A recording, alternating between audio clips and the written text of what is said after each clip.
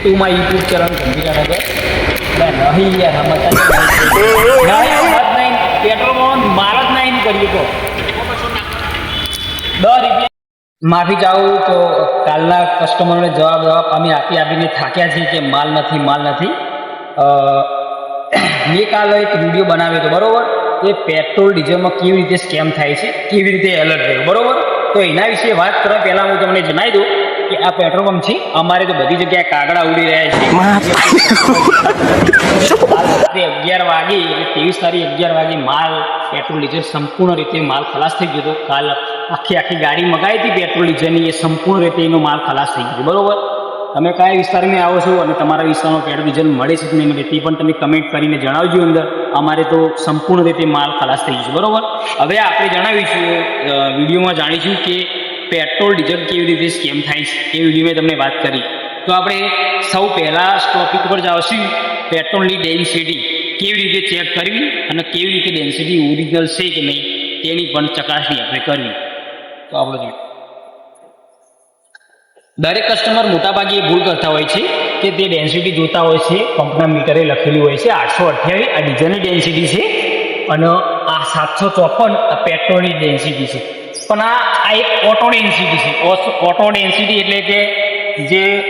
દરેક જગ્યાએ એક જ સમાન હોય છે આમાં કોઈ તફાવત થતો નથી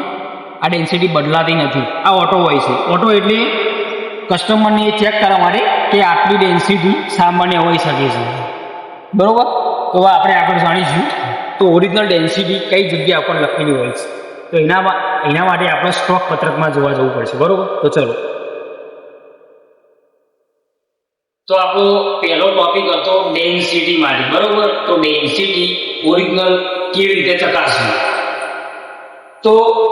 આ છે ટુડે કોલ પ્રાઇસ બરોબર આ એક સ્ટોક પત્રક છે આમાં રોજે રોજ ડેન્સિટી બદલાતી હોય છે આ પેટ્રોલની ડેન્સિટી છે 23 તારીખની 755 છે આ ડેન્સિટી દરેક તારીખે બદલાય છે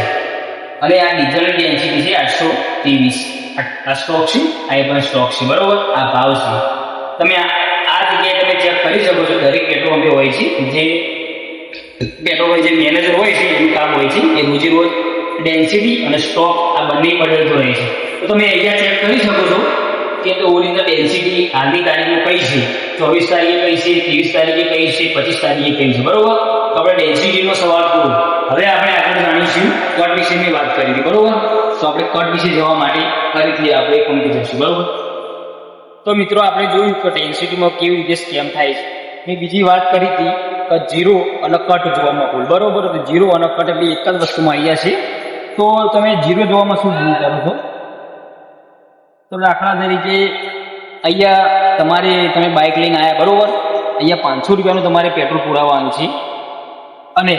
અહીંયા કોઈ 100-200 રૂપિયાનું કોઈ કસ્ટમર તમારા બાજુમાં આવે છે બરોબર હવે તમે 500નું કહો છો તો એ ફીલર તમને શું કરશે તમને વાતો વળાવશે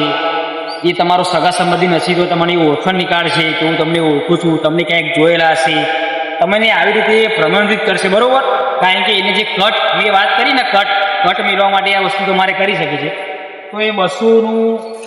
જે બાજુમાં તમારા કોઈ કસ્ટમર છે તો 200ની એમાં જઈ અને સીધું ડાયરેક્ટ તમારામાં 200થી સ્ટાર્ટ કરી શકે છે જો તમે જીરો જોવામાં ભૂલ કરો કારણ કે તમે જીરો જોવામાં ભૂલ કરશો તો જ તમારામાં કટ વાગશે એટલે જીરો અને કટ આ બે એક જ વસ્તુ છે તો એના માટે હું વાત કરું છું તો તમારે આટલે પહેલાં આવીને તમારે જીરો જોઈ લેવાનું અને લાસ્ટ એન્ટ્રી તમારે જોવાની આવે એની પણ વાત કરી હતી અને છેલ્લે તમે 500ની કીધું પણ તમે એ પણ ભૂલ ચેક કરતા રહો કારણ કે મારાથી પણ એવી ભૂલો થઈ જતી છે જો એ ફિલર મોબાઈલમાં હોય તમારે જે જાણી જોઈને ના કરી શકે જો મોબાઈલમાં કોઈ એના ધૂનમાં પડ્યો હોય રમત ગેમ રમવામાં તો પણ એનાથી ભૂલ થઈ શકે પણ એ ભૂલ તમારે પણ ભોગવવી પડે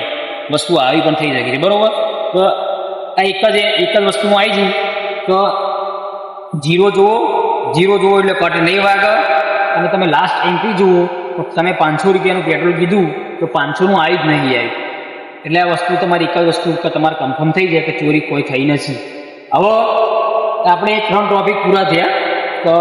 ડેન્સિટી સ્કેમ જીરો જુઓ કટ વાગી અને લાસ્ટ એન્ટ્રી જોઈ બરોબર હવે આપણે એક મહત્વની વસ્તુ વાત રહી કે ચીપ જોવા માટે હવે કોઈ પણ પેટ્રોલ પંપે ચીપ મિલ્યું હોય તો તમે કન્ફર્મ બહારથી તમે નહીં કરી શકો કારણ કે ચીપમાં તો એવું હોય કે તમે 1000 રૂપિયાનું ડીઝલ કે પેટ્રોલ તમે કહો છો તમે જીરો પણ જોઈ શકો તમે લાસ્ટ એન્ટ્રી પણ જોઈ છે કે અચાનક કીધું તો અચાનક જ નાખ્યું, પણ જો એમાં ચીપ મેલેલી હોય તો જેટલું અંદર સેટિંગ હોય એટલું ઓછું ડીઝલ કે પેટ્રોલ આ વચ એમાં તમારે કોઈ રસ્તો નહીં, બરાબર. પણ તમે ચીપ મેલી જ નહીં મળી એ પણ તમે ભરપાઈ કરી શકો, તમે ખાતરી કરી શકો એ પેટ્રોલ પંપે. તો એ જોવા માટે તમારે શું કરવાનું, એ જોવા માટે તમે નજીક આવો તો તમે 500 રૂપિયાનું પેટ્રોલ કે ડીઝલ પુરાવ્યું આટલું, બરાબર. એને એન્ટ્રી તમારે ઓટો મશીનમાં ચેક કરી લેવાની કે એને એન્ટ્રી તમારે ઓટો મશીનમાં જો બતાવે છે તો ચીપ કોઈ જાતિ સંછેડા પંપે કરવામાં આવી નથી. હા, નવો પંપ હશે, નવો પેટ્રોલ પંપ હશે તો કદાચ 4 થી 6 મહિના પેટ્રોલ પંપે ઓટો મશીન ના આવી શકે, પણ બહુ જૂનો પંપ છે, 3-4 વર્ષ થઈ ગયા છે, છતાંય પંપે ઓટો મશીન છે, પણ ઓટો મશીનની એન્ટ્રી આજે તમે પૂરાઈ એન્ટ્રી ઓટો મશીનમાં નથી બતાવી તો એ પેટ્રોલ પંપે ચીપ હોવાનું કારણ હોઈ શકે છે, બરાબર. તો જય માતાજી મિત્રો, મારી ટીમનું નામ છે ગંભીરાનગર. મારે મોસ્ટલી વિડીયો કોમેડી જ આવશે, પણ આવા મહત્ત્વના વિડીયો હું અંદર નાખતો રહીશ. તમે મને ફોલો અને સબસ્ક્રાઈબ કરજો. મારા રેગ્યુલર આવા વિડીયો નહીં આવે, સિરિયસલી મારા વિડીયો મોટાભાગે કોમેડી જ આવશે, કારણ કે અમારી ટીમ કોમેડી માટે જ કામ કરે છે. પણ તમને આવા વિડીયો ગમે તો તમે કોમેન્ટ કરીને જણાવજો.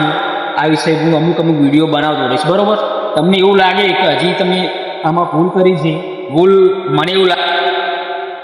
તો આજનો મારો વિડીયો પૂરો. તમને કંઈક એવું લાગે તો આ વસ્તુ ઉપર વિડીયો હજી મારે તમારે કરણભાઈ બનાવવો જોઈએ તો તમે કોમેન્ટ કરીને જણાવજો. ચોક્કસ બનાવીશ, ચોક્કસ એની ખાતરી પણ આલું છું. તમને 100% સચોટ અને સાચી માહિતી આલીશ, બરાબર. તમે કોમેન્ટ કરીને મને જણાવજો. જય માતાજી.